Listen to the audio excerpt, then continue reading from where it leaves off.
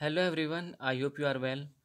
तो आज की इस वीडियो में मैं आपके साथ वर्कशॉप इंस्ट्रक्टर के रिगार्डिंग उसके डीवी, उसके पोस्ट प्रेफरेंस और अन्य इंपॉर्टेंट चीज़ के बारे में डिस्कस करूँगा। वैसे आई होप आपने ये आयोग का संवाद 79 डाउनलोड कर लिया होगा। अगर नहीं किया है तो डिस्क्रिप्शन बॉक्स में इसका लिंक है। साथ ही अन्य जैसे वर्कशॉप इंस्ट्रक्टर का रिजल्ट, वर्कशॉप इंस्ट्रक्टर की जो नोटिफिकेशन थी, उन सभी के लिंक्स मैं डिस्क्रिप्शन बॉक्स में दे दूंगा। वीडियो देखने के बाद आप वहाँ से संवाद 79 को या अन्य जैसे रिजल्ट, नोटिफिकेशन और वैकेंसी नोटिफिकेशन को वहाँ से डाउनलोड कर सकते हो। साथ ही एक इम्पोर्टेंट चीज़ के बारे में सबसे पहले डिस्कस करना चाहता हूँ कि जैसे कई कैंडिडेट्स कई दिनों से काफ़ी पोस्ट प्रेफरेंस को लेकर काफ़ी परेशान होने लग रहा है कि अभी तक पोस्ट प्रेफरेंस का लिंक नहीं आया वेबसाइट पर। ये सच बात है और अभी तक लिंक अवेलेबल हुआ नहीं है पोस्ट प्रेफरेंस के लिए। देखिए, मैं आपको बता दूं कि जो पोस्ट प्रेफरेंस का लिंक है, आप सभी जानते हैं कि अब इतना बड़ा डेटा तो आयोग को कलेक्शन करना नहीं है। शायद 193 के आसपास ही लोगों को कॉल किया गया है। तो कल भी हॉलीडे था, आज भी हॉलीडे है और कल संडे है, कल भी हॉलीडे ही रहेगा। तो आई होप मंडे तक पोस्ट प्रेफरेंस के लिए लिंक आयोग जारी कर सकता है। अब पोस्ट प्रेफरेंस में आपको कैसे क्या करना है उसके बारे में थोड़ा सा आगे आपके साथ डिस्कस करूँगा। इससे पहले जो इसका सम्मान सम्मान 79 है, उसको कैसे फिल करना है उसके बारे में डिस्कस कर लेते हैं। अगर आपने फिल कर लिया अच्छी बात है, फिर भी एक बार आप देख लीजिए। थोड़ा बहुत अगर आपको करेक्शन करना पड़े या थोड़ा और मॉडिफाई करना पड़े, उसको आप देख सकते हैं। तो इसमें कई चीज़ें ऐसी है जिन्होंने आईटीआई भी किया है, और एक चीज़ और जिन्होंने आईटीआई प्लस डिप्लोमा किया है, केवल इसमें डिप्लोमा का ऑप्शन दिया गया है। इसके बाद इसके नीचे जो संवाद 79 का जो दूसरा पेज है, उसमें आईटीआई का ऑप्शन नहीं है। वहाँ आपको कैसे भरना है फर्स्ट ईयर, अगर आप फर्स्ट ईयर जिन्होंने पहले आईटीआई फर्स्ट ईयर और सेकेंड ईयर के अकॉर्डिंग किया है, और अब जो ITI first semester, second semester और थर्ड सेमेस्टर, फोर्थ सेमेस्टर के अकॉर्डिंग जिन्होंने किया, उन्हें कैसे क्या करना है, कैसे भरना है। साथ ही आपको जो अनुभव प्रमाण पत्र है, ठीक है, आपके पास जो एक्सपीरियंस लेटर है, उसको आपको कहाँ पे फिल करना है। तो ये सारी की सारी चीज़ें मैं डिस्कस करूँगा आपके साथ। तो चलिए सबसे पहले देख लेते हैं कि इसके फर्स्ट पेज पर क्या क्या दिया हुआ है। वैसे तो ये तो आपने कर ही लिया होगा। उसमें उत्तराखंड अधीनस्थ सेवा चयन आयोग UKSSC अभिलेख सत्यापन में उपस्थित हेतु औपबंधिक प्रवेश पत्र।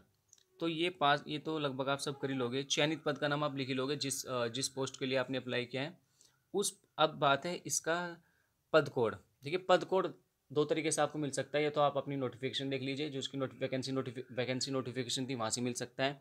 दूसरा, जो आपने फॉर्म फिल किया है, अगर आपके पास वो फॉर्म फिल की कॉपी रखी हुई है, उसके लास्ट में जाइए, वहाँ से भी आपको पद कोड मिल जाएगा। तो पद कोड और चयनित पद का नाम ही आपको बहुत ही सही भरना है, गलत नहीं भरना है बिल्कुल भी, क्योंकि ये काफ़ी इंपॉर्टेंट है दो चीज़। उसके बाद अभ्यर्थी का नाम, पिता का नाम, उसके बाद लिखित परीक्षा का अनुक्रमांक, वो आपको भरना है। ये ध्यान से भरना है, लिखित परीक्षा का अनुक्रमांक, ये चीज़ें। अब आती है 7 पॉइंट के आपका। देखो 7 पॉइंट देखिए, चयनित श्रेष्ठ सूची क्रमांक। चयनित श्रेष्ठ सूची क्रमांक, जिस क्रमांक पर आपका चयन हुआ है, मैं आपको दिखा देता हूँ, वो आपको यहाँ पे लिखना है। देखिए, मैं आपको दिखा देता हूँ। जैसे सपोज दैट, जैसे यहाँ पे देखिए, किस क्रमांक पर आपका चयन हुआ है। जैसे यहाँ पे सीरियल नंबर 1 है, 1 में आपका 1032 वाला कैंडिडेट है, कोई कैंडिडेट है, तो इनका चयन फर्स्ट क्रमांक पर हुआ है। तो ऐसे सेकंड पे, थर्ड पे, फोर्थ पे, फिफ्थ पे, और ऐसे मैकेनिकल वालों का first, second, third, fourth, fifth, 7, 8, 9, 10, 11, 12, 13। तो आपके क्रमांक है, तो ये क्रमांक आपको वहाँ पे फिल करना है कि किस क्रमांक पर आपका चयन हुआ है यहाँ पे। क्योंकि चयनित श्रेष्ठ सूची क्रमांक, इसी के अकॉर्डिंग तो कैंडिडेट को बुलाया गया है, तो वही क्रमांक आपको यहाँ पर फिल करना है। उसके बाद है अभिलेख सत्यापन की तिथि। अभिलेख सत्यापन की तिथि तो आप वही लिखोगे जो जिस दिन आपका अभिलेख सत्यापन होना है, जिस दिन आपका डॉक्यूमेंट वेरिफिकेशन है, वही आप उस दिन की डेट ही आपको लिखनी है। और यहाँ जो डेट है, जो नीचे दिनांक दिया है, इस दिनांक पर भी आपको वही डेट लिखनी है जिस दिन आपका डीबी होगा। भले ही आप फॉर्म फिल आज कर रहे हो, कोई टेंशन नहीं है, आप फॉर्म फिल आज कर लो या कल आपने कल किया होगा, लेकिन डेट आपको इसमें वही लिखो जिस दिन आपका डीबी होगा। ठीक है। समय आप जब पहुंचोगे वो लिख देना। समय 10 बजे, 11 बजे, 12 बजे, जो जो भी आपका समय होगा लिख देना। वो कोई बड़ा इशू नहीं है। हस्ताक्षर, अभ्यर्थी का नाम और अपना पता, गाँव, यहाँ पे आपका गांव हो जाएगा, पोस्ट हो जाएगा, डिस्ट्रिक्ट हो जाएगा, स्टेट उत्तराखंड या अदर स्टेट जिससे आप बिलोंग करते हो। मोबाइल नंबर आपका यहाँ पे ऑथेंटिक मोबाइल नंबर होना चाहिए, जो चलता हो, जो कभी बंद ना हो, तो ऐसा नंबर यहाँ पे देना। ठीक है। क्या हो सकता है कि आयोग आपको कॉल करे, पर ऐसा होता नहीं है, पर सारी चीज़ कंप्लीट होने के बाद फिर भी हो सकता है कुछ इश्यूज़ में आपको फ़ोन करना पड़ जाए आपको, तो वही नंबर देना जो आपका कंटिन्यू चल रहा है। उसके बाद आता है ये दूसरा पेज, ये भी आपका उत्तराखंड अधीनस्थ सेवा चयन आयोग, ठीक है। और यूके ट्रिपल एस सी ने देखो यहाँ पे इसमें कुछ थोड़ा अलग सा है थोड़ा सा, चलो फिर इसको देख लेते हैं इसमें क्या है। अभी मैं आपको बताऊंगा आगे। इसमें नाम, पिता का नाम, वही अनुक्रमांक, चयनित पद का नाम, चयनित पद का कोड। अब इसमें थोड़ा सा समझने की आवश्यकता है, आगे चल के देखते हैं। देखिए, हाई स्कूल अंक तालिका और जारी होने की तिथि, वैधता तिथि और संलग्न में आपको लिखना है हाँ या ना, ठीक है। आपने संलग्न किया है नहीं किया है। देखिए, हाई स्कूल अंक तालिका की जारी होने की तिथि आपको कहाँ मिलेगी? देखो, जो मार्कशीट आती है ना, मार्कशीट पे अब क्या है कि जो मार्कशीट आ रही है उसमें आपका अंक तालिका और प्रमाण पत्र साथ साथ आते हैं, ठीक है। लेकिन पहले क्या था, पहले अलग अलग आती थी अंक तालिका और प्रमाण पत्र। तो अंक तालिका पे जो आपको जारी होने की तिथि है वो नहीं दिखाई देगी, लेकिन जो आपका प्रमाण पत्र है उसमें आप देखोगे उसमें जारी होने की तिथि आपको मिल जाएगी, तो वो तिथि आप यहाँ पर भर सकते हो।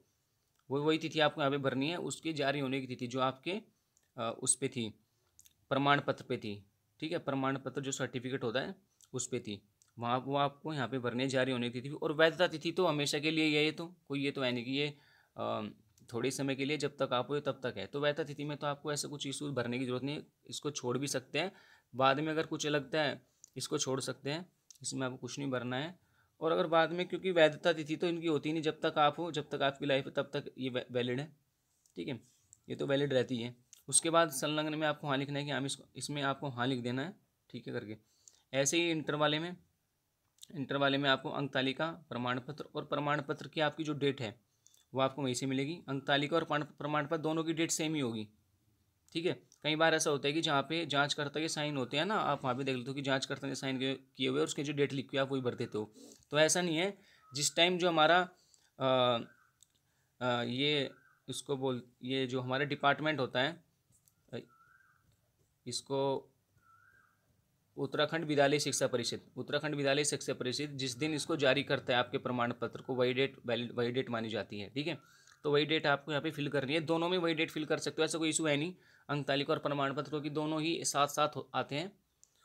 तो और अंक तालिका पर आपको डेट मिलेगी भी नहीं, जो आपकी इशू की डेट है वो मिलेगी भी नहीं। प्रमाण पत्र पर ही आपको इसकी इशू की डेट मिलेगी, इशू की डेट मिलेगी कि कब इसको जारी किया गया था, ठीक है। तो वहाँ से डेट मिलेगी, तो दोनों डेट सेम ही होती है। तो वही डेट आप यहाँ पर भर सकते हो, जो प्रमाण पत्र पर डेट है वही आप अंक तालिका में भर सकते हो। कोई दिक्कत नहीं है, उससे कोई प्रॉब्लम क्रिएट होने वाली नहीं है, क्योंकि अंक तालिका पर आपको डेट मिलेगी ही नहीं इशू की, ठीक है। तो जो प्रमाण पत्र पर डेट है वही डेट आप इसमें फिल कर सकते हो। वैधता तिथि तो उसके लाइफ टाइम है, ठीक है। वैधता तिथि में आप छोड़ भी सकते हो, ठीक है। और अगर कुछ ऐसा लगता है तो जब आप आयोग जाओगे तो वहाँ पे आपको इसके बारे में भी जानकारी मिल जाएगी। अब बात करते हैं जिन्होंने स्नातक किया हुआ है। देखिए, मैं आपको एक चीज़ बता दूं कि बहुत से कैंडिडेट क्या करते हैं कि वे अपनी सारी क्वालिफिकेशन भरना चाहते हैं, मतलब हाई स्कूल भी किया मैंने, इंटर भी किया, स्नातक भी किया, भर दूँ यार, शायद इससे मुझे कुछ बेनिफिट मिल जाए। तो इससे कुछ आपको बेनिफिट मिलने वाला नहीं है, क्योंकि देखिए जिस पोस्ट पर और जिस क्वालिफिकेशन के बेस पर आपका सिलेक्शन हुआ है वही आपके लिए वैलिड है, वही आपके लिए मान्य होती है।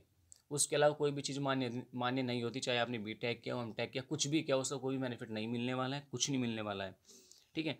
तो अगर आपका आईटीआई बेस है, पॉलिटेक्निक बेस है, तो आपको केवल और केवल उसी का बेनिफिट मिलेगा। आयोग केवल उन्हीं डॉक्यूमेंट को देखेगा, आप चाहे कितने भी डॉक्यूमेंट लगा दो ये सारे आपके बाहर निकाल दिए जाएंगे, उसका कोई बेनिफिट नहीं है। तो स्नातक में आप भरना चाहो भर सकते हो, ऐसा कोई इशू नहीं है, मैं मना नहीं कर रहा हूँ। भरना चाहो भर दो, और नहीं भरना चाहो तो उसको छोड़ दीजिए। अब स्नातक की उपाधि, इसको भी छोड़ सकते हैं, अगर आपके पास है तो भर सकते हैं, ऐसा कोई इशू है नहीं। अब बात करते हैं डिप्लोमा और तकनीकी डिग्री की। देखिए, कुछ कैंडिडेट के पास तो आईटीआई है और कुछ कैंडिडेट के पास डिप्लोमा है, और कुछ कैंडिडेट के पास दोनों ही चीज़ें, आईटीआई भी है और डिप्लोमा भी है। अब सबसे पहले मैं डिप्लोमा वालों के बारे में बात करता हूँ। जिनके पास डिप्लोमा है वो उस पर टिक कर दे, डिप्लोमा वाले के ऊपर राइट का निशान लगा दे टिक करके। अब प्रथम सेमेस्टर की जो आपकी अंक तालिका वो कब इशू हुई थी यहाँ पे लिख के, और यहाँ पे लिख के तीसरे इसके कॉलम में लिखे हाँ। फिर द्वितीय सेमेस्टर की कब हुई थी, तृतीय की, फिर चतुर्थ, पंचम, षष्टम, first, second, third, fourth, fifth, six, इनके बारे में लिख दे। अब कुछ कैंडिडेट्स ऐसे होंगे जिन्होंने जो लेटरल एंट्री के थ्रू आए हैं, 12th बेस पर आए है या फिर आपका आईटीआई बेस पर आया है, डिप्लोमा किया है, तो उन्होंने तो फर्स्ट सेमेस्टर और सेकंड सेमेस्टर के एग्जाम तो दिए नहीं होंगे, क्योंकि वो तो सीधा सेकंड ईयर में आए होंगे। तो उनका जो सेमेस्टर शुरू होता है वो थर्ड सेमेस्टर शुरू होता है, लेकिन एग्ज़ाम में भी देते हैं, उन्हें भी एग्ज़ाम देने पड़ते हैं फर्स्ट ईयर और सेकेंड ईयर कुछ एग्जाम उन्हें देने पड़ते हैं, तो उनको पहले 2 कॉलम छोड़ देने हैं, उनमें डैश कर देना। जैसे ये हो गया आपका फर्स्ट सेमेस्टर और द्वितीय सेमेस्टर, यहाँ पे डैश मारा, यहाँ पे डैश मारा, संलग्न पे भी डैश मार देना से छोटा छोटा डैश। अब उसमें क्या करना है, तृतीय उन्हें भरना है तृतीय सेमेस्टर से, तृतीय सेमेस्टर यानी कि third semester, fourth semester, fifth semester और सिक्स सेमेस्टर, ये उन्हें भरना है। कोई इशू नहीं है, कोई प्रॉब्लम नहीं होगी, ठीक है। थर्ड, फोर्थ, फिफ्थ और सिक्स उन्हें भरना है, ठीक है, ये उन्हें भर देना है। अब अगर बात करूँ मैं ITI की, तो ITI के बारे में 2 चीज़ें आपको बताऊंगा, पहले आगे देख लेते हैं। देखो यहाँ पे आपको भरना है डिप्लोमा तकनीकी डिग्री प्रमाण पत्र। आपको जो डिप्लोमा का सर्टिफिकेट मिला है, जो लास्ट में मिलता है, एक तो आपकी फाइनल ईयर की मार्कशीट होती है, एक आपका प्रमाण पत्र होता है जो सर्टिफिकेट मिलता है, उसकी इशू की डेट आपको यहाँ पे भरनी है। इनकी डेट भरी, डेट भरने के बाद संलग्न में लिख दिया हाँ। उसके बाद स्थायी मूल निवास प्रमाण पत्र अगर आपके पास है तो आप यहाँ पे डेट भरे और यहाँ पे हाँ लिख दे, ठीक है यहाँ। उसके बाद आरक्षण से संबंधी प्रमाण पत्र, स्थायी मूल निवास प्रमाण पत्र तो आपके पास हो गई, तो वो आपको यहाँ पे डेट भरनी वो लिखना है। उसके बाद जो 8 पॉइंट है उसमें आरक्षण से संबंधित प्रमाण पत्र अगर है, यदि लागू हो तो आप भर सकते हैं। यदि आपने उसमें अगर आपने रिजर्वेशन लिया, अगर आपने आरक्षण लिया है, अगर आप OBC SC से हो तो आप भर सकते हो, और आप जनरल से हो तो कोई भरने की आवश्यकता नहीं है, क्योंकि आप वहाँ पे रिजर्वेशन का लाभ ले ही नहीं रहे हैं, आरक्षण का लाभ ले ही नहीं रहे हैं। 9th इसमें है पॉइंट आपका आरक्षण से संबंधित उप श्रेणी का प्रमाण पत्र। सेवा योजन, फिर 10 है सेवा योजन कार्यालय का पंजीकरण प्रमाण पत्र, जहाँ अनिवार्य हो। अगर ये चीज़ें हैं आपके पास और अनिवार्य है और आपने भरी है तो आप भर सकते हो, अगर नहीं भरी तो छोड़ सकते हो, कोई इशू नहीं है। सेवारत अभ्यर्थियों को नियोक्ता द्वारा प्रदत्त विभागीय अनापत्ति प्रमाण पत्र यदि लागू हो भर सकते हो, नहीं तो नहीं। अधिमानी अर्हता यदि लागू हो और आवेदन पत्र में आपने भरा हो तो आप भर सकते हो, डिजायरेबल, ठीक है, नहीं तो इसको भी आप छोड़ सकते हो। पहचान पत्र आपने क्या भरा होगा, मोस्टली आपने आधार कार्ड ही भरा होगा, और आधार कार्ड पर जो आपका आधार कार्ड है उस पर आपको इशू की डेट नहीं मिलेगी कि ये कब जारी किया गया था, ठीक है। तो ये थोड़ा सा आपके साथ एक प्रॉब्लम क्रिएट कर सकता है। देखिए इसमें मैं आपको बता दूं, आधार कार्ड की अगर आप डेट देखना चाहते हैं तो जिस दिन आधार कार्ड आपके पास आता है बाई पोस्ट, उस टाइम उस पर डेट लिखी होती है कि आपको कब जारी किया गया था, वो शायद आपके पास होगा नहीं, ठीक है। तो अपने आइडिया से भर सकते हैं, ऐसा कुछ है नहीं। पहचान पत्र तो आपके पास ही, आपको कब मिला था कुछ आइडिया लगा के उसका सन लगा के भर दो, ऐसा कुछ इशू इसमें है नहीं। और अगर आपको भरना ही है तो फिर आप, अगर इसका आपका रिकॉर्ड मिल जाता है कि कब जारी हुआ था, वेबसाइट पर जाकर, आधार कार्ड की जो वेबसाइट है जहाँ से आधार कार्ड जहाँ बनते हैं, इशूज़ होते हैं, गवर्नमेंट की जो वेबसाइट है वहाँ से जाके आप इसको देख सकते हो। अगर आपका कुछ है, मिल जाए वहाँ से रिकॉर्ड, अच्छी बात है, और नहीं मिलता तो आपके पास तो है ही है पहचान पत्र, और जब आपको मिला था तो उसके अकॉर्डिंग आप भर सकते हैं, ऐसा कोई इशू इसमें है नहीं है। अब बात आती है कंप्यूटर संबंधित डिप्लोमा अगर आपके पास है, यदि लागू है तो भरे, वरना मत भरे इसको। टंकण वाला तो छोड़ ही दो आप, टंकण परीक्षा वाला। अब आता है 16 वाला अन्य। देखिए इसमें आपको 2 चीज़ ध्यान रखनी है। पहला, ऊपर तो आपको डिप्लोमा का दिया हुआ है, ITI का ऑप्शन है नहीं, ठीक है।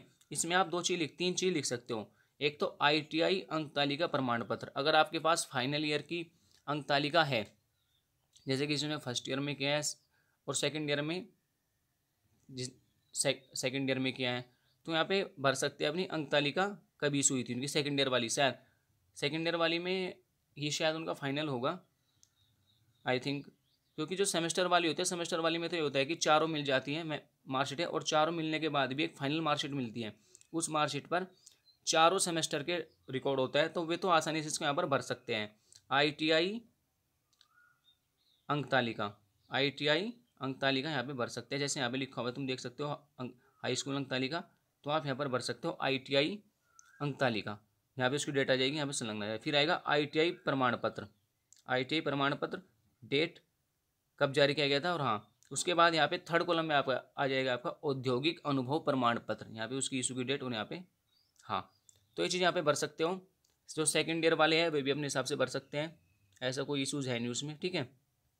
ITI अंक तालिका, ITI पहली रो में आ जाएगी आपकी ITI अंक तालिका, दूसरी रो में आपकी आ जाएगी ITI प्रमाण पत्र, तीसरी रो में आपका आ जाएगा औद्योगिक अनुभव प्रमाण पत्र, ये चीज़ हो जाएगी, ठीक है। पासपोर्ट आकार की 4 रंगीन फोटो उन्होंने यहाँ पे कोई, आप 10 ले जाना, ऐसा कुछ इशू नहीं, ज़्यादा लेके जाना आवश्यकता पड़ जाती है। इन्होंने यहाँ पे 2-2 प्रतिलिपियाँ अलग अलग पासपोर्ट आकार की फ़ोटो लेकर उपस्थित होंगी। 2-2 प्रतिलिपि कही है, मैं तो ये कहना चाहता हूँ कि अगर ये 2 है, ये फॉर्मेट आपके पास है ना 2-2, आप इनकी दो कॉपी और एक्स्ट्रा निकलवा लेना। कई बार ऐसा होता है कि कैंडिडेट फिल कर लेते हैं और बाद में बहुत सारी गलतियाँ हो जाती है, तो फिर इसमें कहाँ आप करेक्शन करोगे, वहाँ पे इतना सारा करेक्शन आपको करना पड़ेगा, फिर कैसे करेक्शन करोगे। फ्लूड साथ में लेके जाना, और मुझे लगता है इसमें आप ऐसी ही चीज़ों पे फ्लूड का यूज़ नहीं करना चाहिए ज़्यादा, क्योंकि ये एक ऑथेंटिक चीज़ें होती है, क्योंकि यहाँ पे आपको जॉब के डायरेक्ट आपको गवर्नमेंट जॉब दे रही है, तो ऐसी चीज़ों में कोशिश करें कि फ्लूड का यूज़ ना करें, उससे एक बहुत ही अलग सा लगता है काम, ठीक है, उससे उतनी ऑथेंटिसिटी नहीं दिखाई देती। तो इसलिए मैं आपसे कहना चाहता हूँ कि आप कोशिश करें कि इसमें कम से कम गलती करें और राइटिंग कम करें, साथ ही फ्लूड का इस्तेमाल इन पेजों पर कम करें, ठीक है। आप इनकी 2 और एक्स्ट्रा कॉपी निकलवा लेना, और इन्होंने कहा है कि और अलग से 2 सेट और अलग से 1 सेट अपना और तैयार रखना डॉक्यूमेंट का, जो भी आपके डॉक्यूमेंट है। साथ ही सेल्फ अटेस्टेड कर लेना, उसको सेल्फ अटेस्टेड कर लेना, ठीक है। 2 तरीके हैं सेल्फ अटेस्टेड करने का, तो आप लिख सकते हो सेल्फ अटेस्टेड, उसके सेल्फ अटेस्टेड लिखा, सेल्फ अटेस्टेड लिखने के बाद उसके ऊपर अपने साइन करो, साइन करने के बाद उसके फिर डेट। और अगर आप इस तरीके से नहीं करना चाहते तो आप उसके लिए कोई स्टाम्प भी बनवा सकते हो, ऐसा कोई इशूज है नहीं सेल्फ अटेस्टेड की, और उसके ऊपर क्या कर सकते हो, साइन करके लिख सकते हो। अगर हाथ से लिखना चाहते हो तो वो भी अच्छी बात है, सेल्फ अटेस्टेड लिखा, और सेल्फ अटेस्टेड लिखने के बाद उसके ऊपर आपने सेल्फ अटेस्टेड लिखा, और उसके ऊपर आपने अपने साइन कर दिए, और फिर डाल दी डेट। और डेट आपको कौन सी डालनी है, एक बात और आपको नोट करनी है, जब भी आप सेल्फ अटेस्टेड करोगे और वहाँ पे डेट डालोगे, तो डेट आपको वही डालना है जिस दिन आपका डीवी है। यानी कि आप आज की डेट डाल दो, भले ही आप आज फॉर्म भरो या आपने कल भरो या परसों भरो, डेट आप उस दिन की डालो जिस दिन आपका डीवी होना है। उससे थोड़ा ऑथेंटिक लगेगा डॉक्यूमेंट, क्योंकि हम उस दिन प्रेजेंट हो रहे हैं, उसी दिन हम सारे काम कर रहे हैं, तो आप उस दिन की डेट डालो, ठीक है। तो ये यहाँ तक तो आपको इसमें क्लियर हो गया होगा। अगर आप चाहे तो ITI वालों के लिए मैं एक चीज़ और बता दूँ, यहाँ पे डिप्लोमा दिया हुआ है, ITI के बारे में कुछ ऐसा इशूज़ है नहीं। तो अगर आप चाहो तो इसमें थोड़ा सा करेक्शन किया जा सकता है, आई थिंक में, मतलब जहाँ पे डिप्लोमा लिखा हुआ है, अगर इस पर डैश मार के, अगर इसको काट के, मतलब इस पर एक छोटी सी लाइन अगर आप खींच दो सीधे, और ऊपर लिख दो ITI, ऊपर लिख दो ITI, ठीक है, और उस पर कर दो टिक। अब आ जाओ आप यहाँ पर प्रथम वर्ष की कब आप जारी हुआ था, यहाँ पे लिख सकते हो डेट इशू, साथ ही हाँ कर सकते हो। द्वितीय वर्ष की अंकतालिका, द्वितीय वर्ष में आपको कब अंकतालिका मिली थी, यहाँ जारी करके कब जारी किया गया था, यहाँ उसके डेट लिख सकते हो, यहाँ पे हाँ लिख सकते हो। अब अगर आपने सेमेस्टर वाइज किया हुआ है तो आपने यहाँ पे ITI तो लिख ही दिया और टिक कर दिया, first semester, second semester, third semester, fourth semester, 4 semester होते हैं, उनकी डेट और हाँ संलग्न किए हुए इसमें लिख दो हाँ। तो ऐसा भी आप कर सकते हो, कोई टेंशन नहीं है, कोई प्रॉब्लम नहीं है अगर आप ऐसा भी करते हो, क्योंकि आपके पास तो डॉक्यूमेंट है ना, और इसमें ऑप्शन दिया हुआ नहीं है, इसमें ऑप्शन दिया हुआ नहीं है। तो ये 2 तरीके हैं। पहला तरीका तो यहाँ पे काट के ITI लिखो, अगर आपने प्रथम वर्ष वाले और द्वितीय वर्ष वाले तो यहाँ पे लिखो डेट इशू होने वाली डेट, और यहाँ पे हाँ अगर आपने सेमेस्टर वाइज किया तो first semester, second, third, fourth, यहाँ पे डेट और हाँ क्लियर। अगर आप यहाँ नहीं लिखना चाहते तो अन्य में लिख सकते हो ITI अंकतालिका पर। यहाँ पे द्वितीय सेमेस्टर वालों को थोड़ी प्रॉब्लम हो सकती है, क्योंकि द्वितीय सेमेस्टर में सारा डेटा नहीं होता, सेकंड ईयर वालों को जिन्होंने ईयर के हिसाब से किया, फर्स्ट ईयर सेकंड ईयर के हिसाब से ठीक है, उनको थोड़ा प्रॉब्लम क्रिएट हो सकती है, क्योंकि सेकंड ईयर में आई थिंक शायद सारा डेटा ना हो, बल्कि सेमेस्टर वालों को यहाँ पे लाभ है, क्योंकि सेमेस्टर वालों में 4 सेमेस्टर की मार्कशीट अलग मिलती है, और फाइनल सेमेस्टर में क्या होता है, फाइनल सेमेस्टर की मार्कशीट में चारों सेमेस्टर का रिकॉर्ड होता है। तो वो तो यहाँ पे लिख सकते हैं कि ITI अंकतालिका, और यहाँ पे डेट, यहाँ पे यहाँ फिर ITI प्रमाण पत्र, एक प्रमाण पत्र आता है सर्टिफिकेट, ठीक है, सभी को पता है, सभी जानते होंगे। और यहाँ पर आपकी इशू की डेट, और साथ ही यहाँ पे आपका हाँ, फिर यहाँ पे आपका औद्योगिक अनुभव प्रमाण पत्र, या तो आप ऐसे कर लीजिए, या आप इसको काट के ITI यहाँ पे लिखो और अपने हिसाब से इसको फिल कर सकते हैं। ऐसा कुछ इशूज़ है नहीं। अगर थोड़ी बहुत प्रॉब्लम अगर आपके सामने हल्की फुल्की अगर क्रिएट होती भी है तो वहाँ पे आयोग के वहाँ पे जाके मैनेज हो जाएगी, कोई ऐसा कुछ इशूज़ है नहीं, क्योंकि अब तो बस आपका DV होना है, बाकी आपने एग्ज़ाम पास कर ही लिया है। जिन्होंने एग्ज़ाम पास कर लिया उनके लिए कोई ऐसा कुछ इशूज़ है नहीं, बस आपके डॉक्यूमेंट वेरिफिकेशन होंगे, बाकी सब क्लियर हो चुका है, समझिए। अब मैं बात करता हूँ आपके साथ इसके पोस्ट प्रेफरेंस की, ठीक है। ये तो था समान 79 के बारे में थोड़ा सा जानकारी।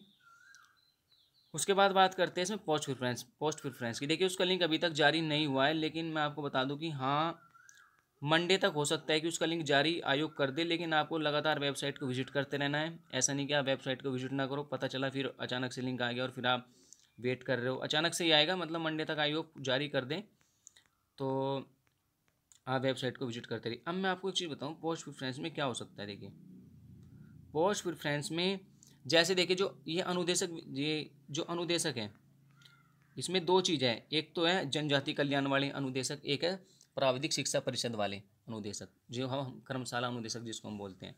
तो जो अनुदेशक, जैसे अनुदेशक विद्युत हो गया, अनुदेशक फीटर हो गया, ठीक है, अनुदेशक आपका विद्युत, डीजल मैकेनिक, मोटर मैकेनिक, ठीक है, वेल्डर, ठीक है। तो ये जो है, मुझे लगता है जो पोस्ट प्रेफरेंस होगी, आई थिंक, अभी तो मैं मुझे कुछ थोड़ा बहुत आइडिया के मैं अकॉर्डिंग बता रहा हूँ, जो पोस्ट प्रेफरेंस होगी वो आपकी किस में होगी, वो आपकी कर्मशाला अनुदेशक में होगी। क्योंकि कर्मशाला अनुदेशक में क्या है, अभी मैं दिखाऊँ, जैसे यहाँ पे देखिए आप, इसका है 490 पद कोड 434/40/2021, ठीक है। जो पद कोड होगा वो आपका 490/434 होगा, ठीक है। ये आपका पद कोड है 490/434। तो आप देख सकते हो पीछे जाके, ये आपको कहाँ मिलेगा, जब आपने फॉर्म फिल किया होगा ना, और फॉर्म फिल के लास्ट में आप जाके देखो, जहाँ पे आपने पोस्ट प्रेफरेंस, जहाँ पे आपने पोस्ट भरी होगी, तो वहाँ पे आपको नीचे कोड भी आ रहा है, कोड भी आएगा। तो वहाँ पे जो कोड आ रहा है वो केवल दो ही स्टेप में आ रहा है, यानी कि 490/434, उसमें 40/2021 नहीं आ रहा है। तो 490/434 वहाँ पर आपको उसमें कोड मिल जाएगा, वहाँ पे जाके आप देख सकते हो। अच्छा, अब बात करते हैं इसके पोस्ट प्रेफरेंस की। देखिए पोस्ट प्रेफरेंस में क्या होगा, मैं बता दूं कि कर्मशाला अनुदेशक में ऐसा क्यों हो सकता है, क्योंकि ये प्राविधिक शिक्षा परिषद वाले हैं। तो जो कैंडिडेट जिन्होंने कर्मशाला अनुदेशक का फॉर्म फिल किया है, कर्मशाला अनुदेशक की पोस्ट से फिल किया है, और जिन्होंने अनुदेशक के हिसाब से फिल किया है, यानी कि जो समाज कल्याण वाले हैं वे अलग हैं। तो इसमें क्या होगा कि जैसे आपने फिटर से ITI की है, ठीक है, तो फिटर में आपका फिटिंग भी आएगा, प्लम्बिंग भी आएगा, कारपेंट्री भी आएगा, pattern making, machine shop, welding, ये सब आएंगे। जिन्होंने पॉलिटेक्निक की है, पॉलिटेक्निक जिन्होंने किया है, उस पॉलिटेक्निक जिन्होंने मैकेनिकल से किया है, वे लगभग सारी शॉप करते हैं, फिटिंग भी करनी पड़ती है, plumbing, carpentry, pattern making, machine shop, welding, sheet metal, ठीक है, लोकला, फाउंड्री, मोल्डिंग, ये सारी शॉप वे करते हैं। तो इसमें क्या होता है, जैसे मान लिया सपोज दैट पोस्ट प्रेफरेंस आपको देनी होती है, मान लिया कुछ कैंडिडेट को लगता है कि भाई मुझे सबसे पहले मशीन शॉप, फिटिंग शॉप चाहिए, उसके बाद मुझे, कुछ को लगता है मुझे मशीन शॉप पहले चाहिए, कुछ को लगता है मुझे शीट मेटल चाहिए। तो अलग अलग सबका इंटरेस्ट है, तो अपने इंटरेस्ट के अकॉर्डिंग आप भर सकते हैं। जैसे अगर फिटर वाले क्या होता है कि सबसे पहले फिटिंग भर दी, फिर उन्होंने उसके बाद मशीन शॉप भर दी, फिर उन्होंने उसके बाद ये भर दिया, लोहा कला भर दिया, शीट मेटल भर दिया, ठीक है, मैकेनिकल ऑटो भर दिया। उसके बाद फिर जब लास्ट में बचा, उन्होंने क्या किया, कारपेंट्री, पेंटर, ये भर दिया। तो ये जो आपकी पोस्ट प्रेफरेंस है कुछ होगा, अभी लिंक आया नहीं है, लेकिन जैसे लिंक आएगा थोड़ी बहुत तो वहाँ से आपको डिटेल मिल जाएगी। मैं एक थोड़ा आइडिया के बेस पर कह रहा हूँ, ये आपको मिलेगी आपके रैंक के आधार पर ही। जो भी आपको पोस्ट प्रेफरेंस मिलेगी वो आपको आपके रैंक के अकॉर्डिंग मिलेगी, जिसकी रैंक अच्छी होगी और वो जो अपनी पोस्ट को प्रेफरेंस देगा वो पहले मिल जाएगी, जिसकी रैंक होगी। जो टॉप 10 या टॉप 20 के आसपास होंगे कैंडिडेट, उनको इजीली अवेलेबल हो जाएगी। बाकी फिर आयोग अपने हिसाब से डिस्ट्रीब्यूट करेगा उसको, ठीक है। तो ऐसा हो सकता है, ये तो मैं एक आइडिया के आधार पर कह रहा हूँ, इस तरह का हो सकता है। बाकी मंडे को उसका लिंक आ जाएगा, उसके बारे में जैसे लिंक आएगा थोड़ी बहुत जानकारी हम कोशिश करेंगे आपको देने की, तो वो भी जानकारी आपको प्रोवाइड कराएंगे। तो फिलहाल आपको जो भी करना है सारी चीज़ों को अच्छे से पढ़ के करना है, कोड वोड अच्छे से देख लेना, ये सभी चीज़ें, ठीक है, तभी इसको फिल करना। और कोशिश करना जब आप आयोग जाओ तो एक्स्ट्रा चीज़ें लेकर जाना, 2 कॉपियाँ तो उनकी एक्स्ट्रा रखना अलग से अपने पास। उसके साथ ही एक अलग सेट और बना लेना अपना डॉक्यूमेंट वेरिफिकेशन का, मतलब मैं ऐसा कह रहा हूँ क्योंकि एक्स्ट्रा ही होनी चाहिए। फ़ोटो 4 का या 10-12 फ़ोटो लेकर जाना, आवश्यकता पड़ी जाती है। फ्लूड वगैरह ये सब चीज़ अपने पास अवेलेबल कर लेना, क्योंकि अचानक से कुछ भी थोड़ी बहुत चीज़ें रही जाती हैं। 100% तो ये नहीं कि आप वहाँ सब 100% तो चीज़ें आप कर नहीं पाओगे, या अगर आप कर लोगे तो अच्छी बात है, नहीं कर पाते तो थोड़ा बहुत अगर रहता तो वहाँ पे जाके आप उसको फिल कर लो। तो ये थी इस वीडियो में कुछ जानकारी। आई होप इस वीडियो से आपको कुछ थोड़ा बहुत आइडिया मिला होगा। अगर आप साथ ही आप अपना इसमें फीडबैक भी दीजिए, आपका जो फीडबैक है कौन कौन सी चीज़ें और हो सकती है या कौन कौन सी चीज़ें की जा सकती हैं, तो आप अपना फीडबैक भी दीजिए, अच्छी बात है। तो आज की वीडियो में बस इतना ही, तब तक के लिए wish all the best, thank you.